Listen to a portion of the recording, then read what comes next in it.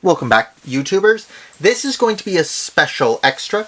This is the Eaglemoss Future Enterprise 1701D from the last episodes of the original Star Trek The Next Generation series, All Good Things. Now, this is one of my favorite designs of a modification of the original Enterprise.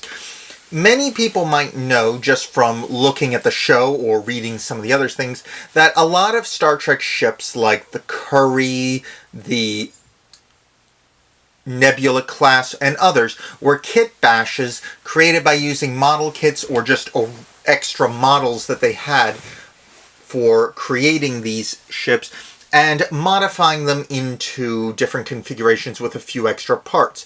A good example is the New Orleans class, which is basically a scaled down Galaxy class model kit with the parts rearranged and a couple of markers, actually, highlighters, painted and stuck on the top and bottom. But this particular design is one of my favorites because it's the standard Galaxy class, but they added an extra pylon here on the back, so it has 3 warp nacelles, and lots of extras on the top of the saucer.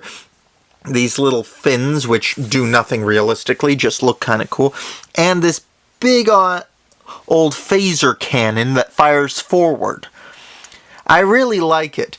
Looking at it closely, it doesn't appear to encumber the saucer separation gimmick, which was barely ever used in the series, but it's a really nice design. I like it a lot. Lots of details on it, lots of different signs and markings on the hull. It's a really, really good design. And if you want to get something, I recommend these, but you can only get it by doing the subscription service with Eaglemoss, which is sort of worth it for these, but once you get all of the extras, like all the way up to the Borg cube, you're better off waiting for them to do a sale, which they do almost all the time, to buy your other ones, because you can get a much better discount on them usually. The subscription service is nice, but I'm not as big a fan of it. Either way, this ship is definitely one of my favorite designs, even though it is effectively just a modification of the old one, with different nacelles instead of the standard ones, and extensions to the hull and this 3rd pylon strapped on. All in all, it's a really cool ship, and one of my favorites.